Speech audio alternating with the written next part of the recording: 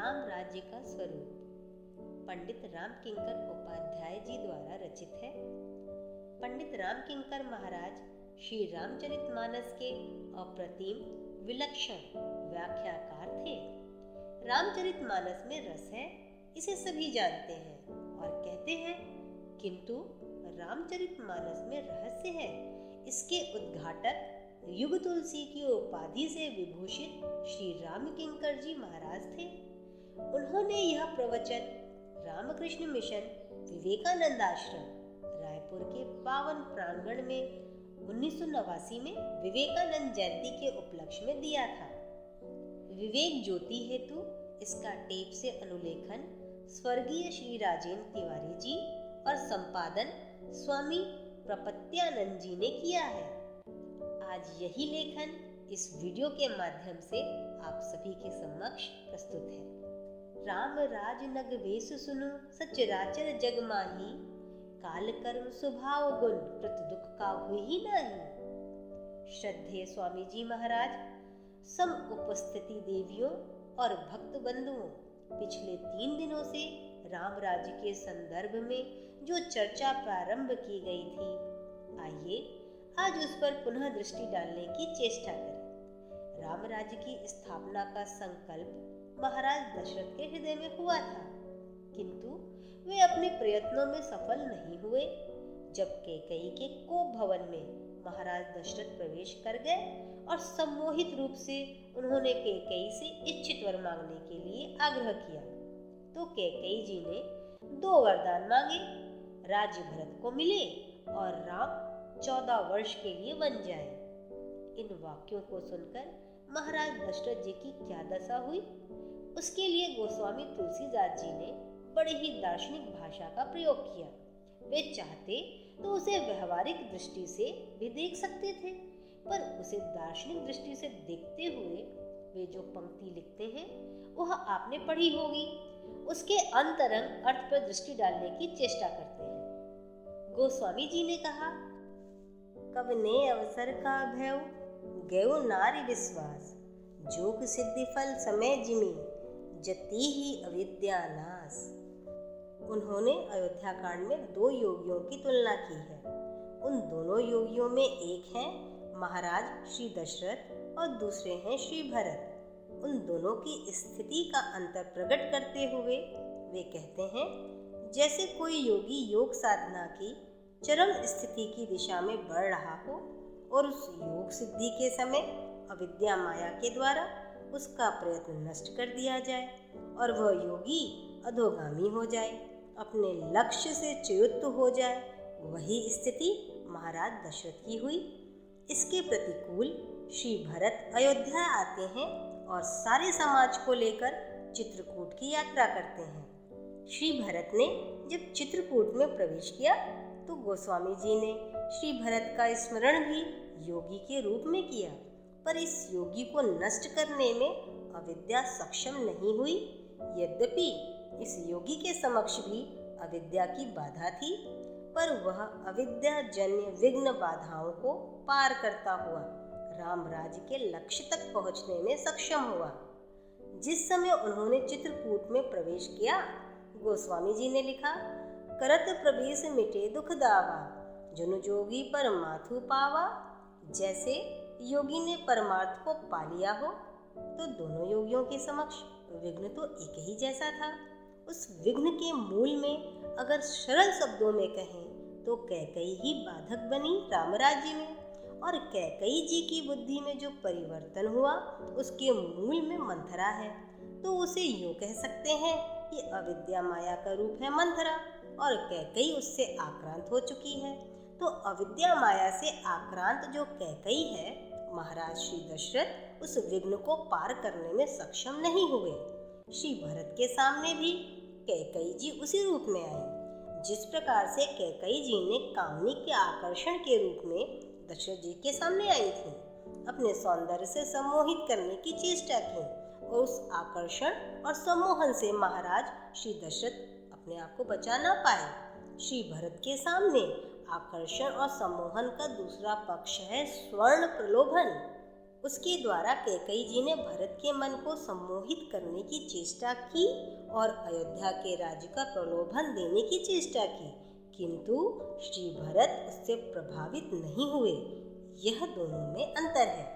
मैं मंथरा और कैकेयी की बात को भी थोड़ा आपके सामने स्पष्ट कर दूं। कैकेयी जी और मंथरा का संबंध क्या है? आध्यात्मिक अर्थों में महाराज दशरथ की तुलना वेदों से की गई है। महाराज दशरथ मानो मूर्तिमान वेद हैं और महाराज दशरथ की जो तीनों रानियां हैं वे ज्ञान, क्रिया और उपासना है। महाराज श्री दशरथ मूर्तिमान वेद हैं और धर्म के संदर्भ में वेद ही सर्वोच्च प्रमाण है, लेकिन आध्यात्मिक साधना की दृष्टि में एक ऐसी स्थिति भी आती है जब व्यक्ति को वेदों से ऊपर उठने की प्रेरणा दी जाती है। भगवान श्री कृष्ण का वह वाक्य आपने गीता में पढ़ा होगा, सुना होगा। भगवान श्री कृष्ण अर्जुन से कहते हैं कि वेदों की महिमा होते हुए भी ये वेद के त्रिगुणात्मक हैं। वे त्रिगुण से ऊपर उठे हुए नहीं हैं।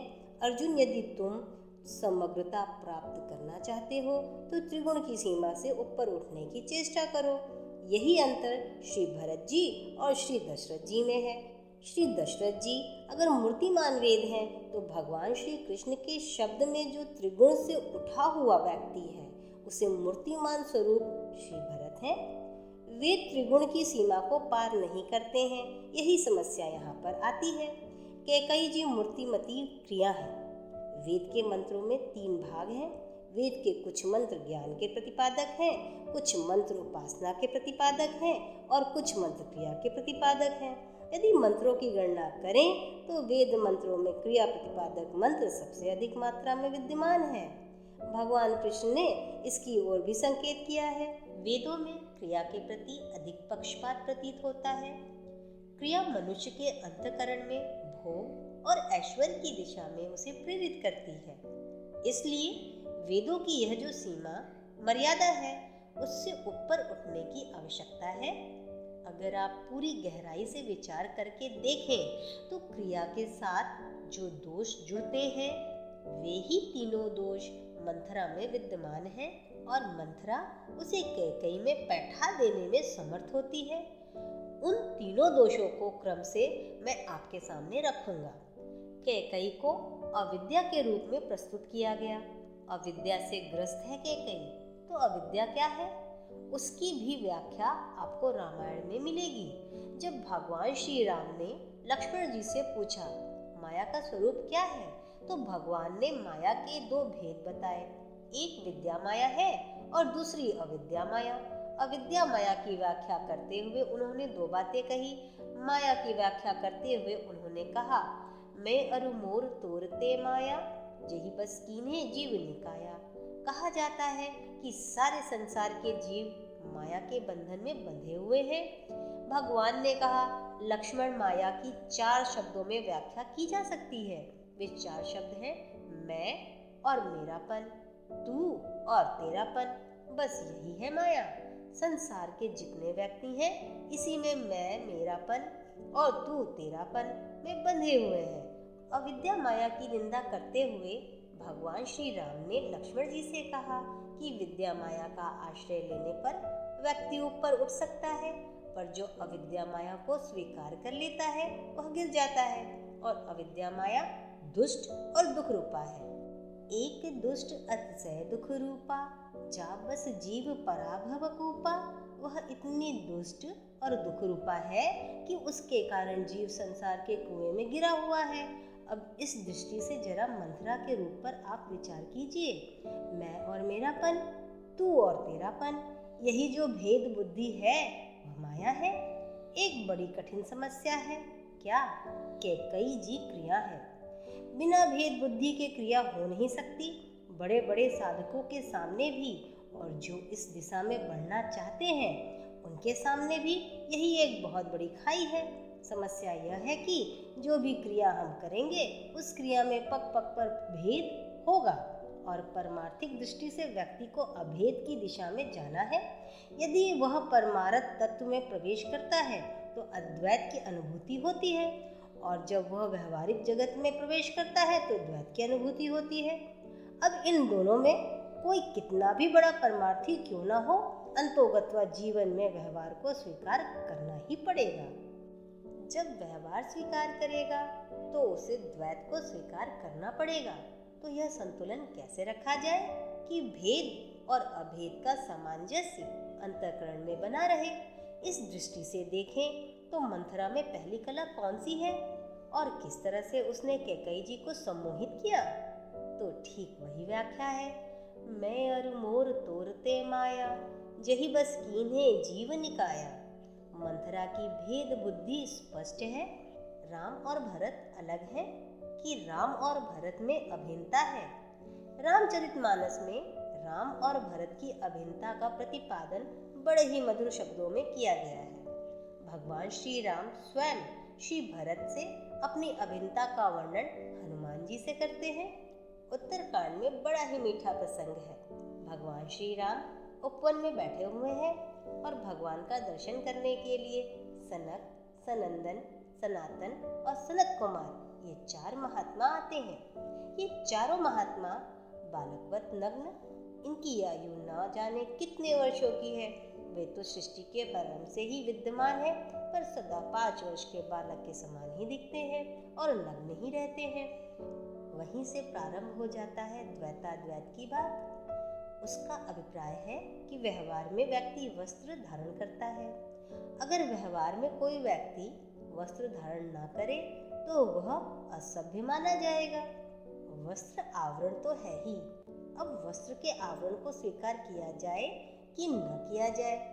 यदि थोड़ा ध्यान से पढ़ें तो हमारे महापुरुषों में भी हमारे जो आराध्य हैं वस्त्र धारण के संदर्भ में उनमें विभिन्नता है। जैसे भगवान विष्णु वे वस्त्र धारण करते हैं और भगवान शंकर वस्त्र धारण नहीं करते। अब दोनों में एक संकेत सूत्र है। वह सूत्र यह है कि वस्त्र मर्यादा की वस्त्र आवरण है, कपट है, छिपाने की वृत्ति है। इसमें 2 बातें हैं, या तो वस्त्र का उद्देश्य समाज की मर्यादा की रक्षा करना है या अपनी कुरूपता को छिपाना है। बस इतनी सी सूक्ष्म बात है। अधिकांश व्यक्ति वस्त्र को केवल मर्यादा की दृष्टि से स्वीकार नहीं करते। वे अपने आप को जैसे हैं वैसे न प्रकट करने के लिए वस्त्र को धारण करते हैं। वस्त्र के आवरण के द्वारा वे यह चाहते हैं कि दूसरों के मस्तिष्क में हमारे वस्त्रों का प्रभाव पड़े। बड़ी सूक्ष्म रेखा है, वस्त्र के द्वारा दूसरों को भ्रम में डालना। यह अविद्या की बात हुई। और वस्त्र के द्वारा मर्यादा को स्वीकार करना, यह मर्यादा की स्वीकृति है। हमारे जो दोनों ही परम आराध्य हैं, भगवान शिव और भगवान विष्णु, इन दोनोों के चरित्र में दोनों पक्षों का दर्शन होता है। भगवान शंकर रूप में साक्षात अद्वैत तत्व है, वे साक्षात ज्ञान धन है और उनकी दृष्टि में संसार में जितने भेद हैं उस भेद का अभाव है। उनकी दृष्टि में यह स्त्री है, वह पुरुष है, यह अच्छा है, यह बुरा है, यह पापी है, यह पुण्य आत्मा है, ऐसी किसी भी प्रकार का भेद विद्यमान नहीं है। वे अपने आप को जैसे हैं वैसे ही प्रकट कर देते हैं, पर उस रूप में प्रदर्शित करने पर आलोचना भी सुननी पड़ती है। दक्ष ने ससुर होते हुए भी भगवान शंकर की यह कहकर आलोचना की कि तुम बड़े अमर्यादित हो। उन्होंने उस वस्तु को मर्यादा का नाम दिया। भगवान शिव अपने सहज रूप में विद्यमान है और दक्ष ने कहा कि तुम सभा में बिना वस्त्र के चले आए। इसका अर्थ है कि समाज की मर्यादा का तुम्हें रंच मात्र भी ध्यान नहीं, उसे तुम महत्व नहीं देते, उसका पालन नहीं करते हो। तो दोनों ही पक्षों का अपना महत्व है और इसका अभिप्राय यह है कि हम मर्यादा के लिए वस्त्र स्वीकार करते हैं तो वह कल्याणकारी है।